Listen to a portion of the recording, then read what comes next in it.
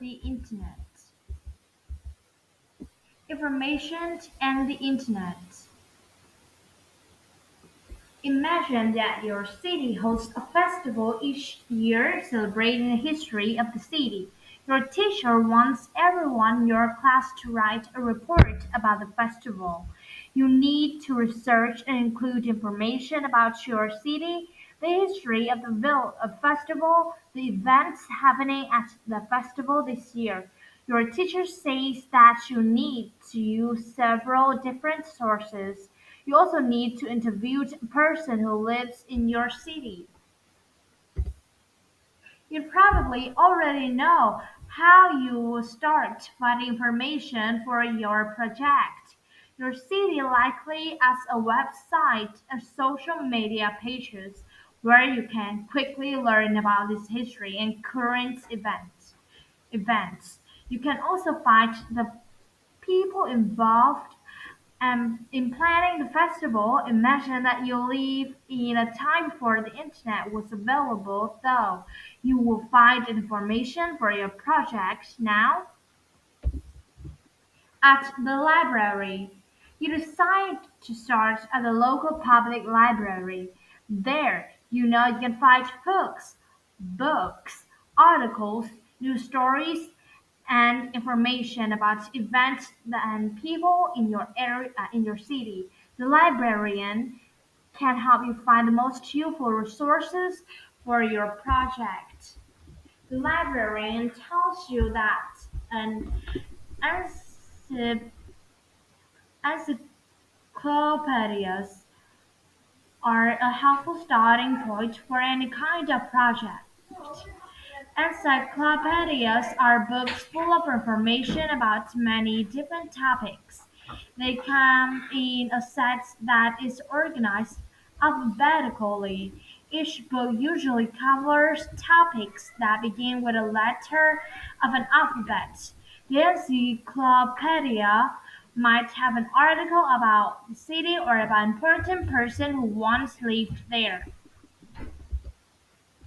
Once you learn everything that you can from the encyclopedia, you look for others' book in library. For this, you can use the card catalog. This system keeps track of the books in the library. The librarian shows you drawers full of paper cards with information about every book in the library. The cards list the title, author, and subject of each book.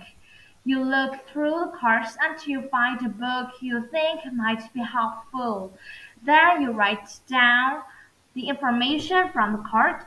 Now you know where to find the book on the shelves.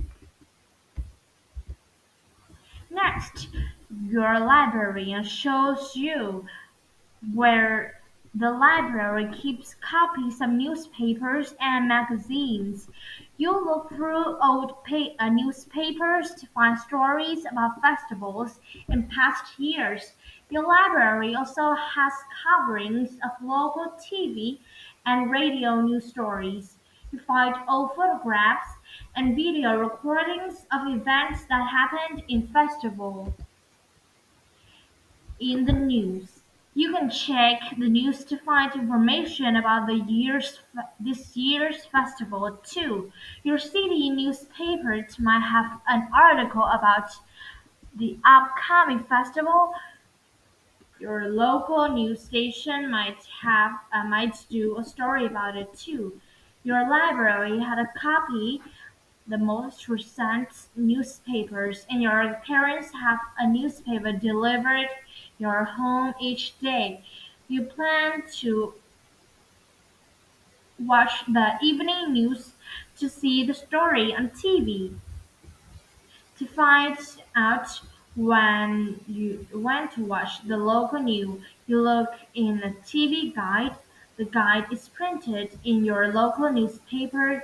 List every TV channel available in your area and every show playing these channels at every hour in the day of the day. The guide has also description of what will happen on the show that week. You look in the TV guide for the channels you get your home. Then you find out what time you can watch the news face to face. Finally, you've collected all the information you can from books, articles, and news reports. It is time to begin planning your interview. Your research has given you some ideas about who to interview.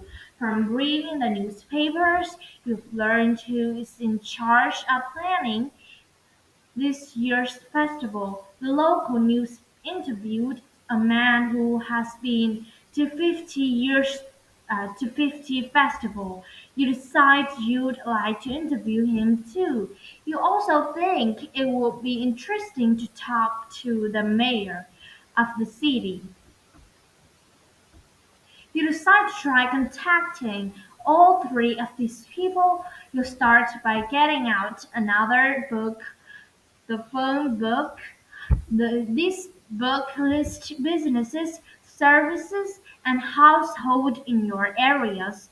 You can look people up by name to find their home telephone number, or you can look at businesses and city officers to contact the people to work there.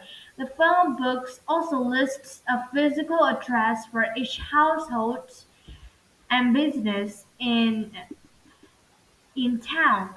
If the person you call agrees to do the interview, you will need to decide on a time and place to meet.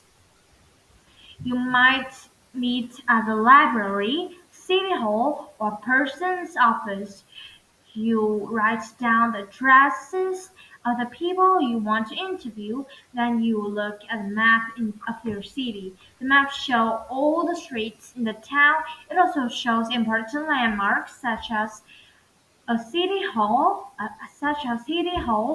Using the map, you can figure out the best way to get from your house to your meeting place. Finish up.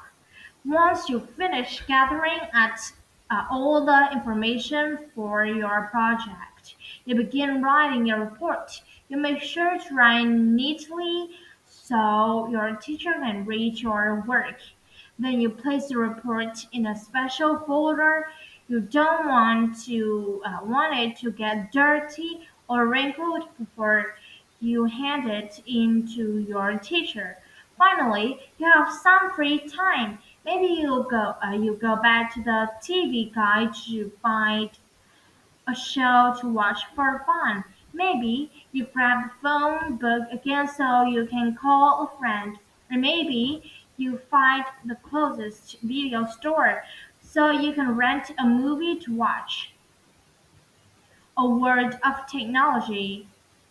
As Internet use became more common in the 1990s, research and schoolwork changed a lot.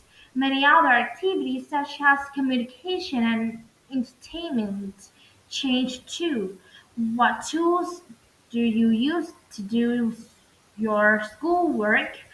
Get in touch with people, and plan your free time.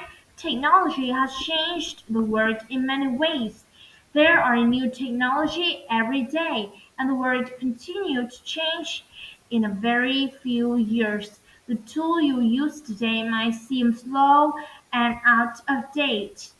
What do you think the world will be like then?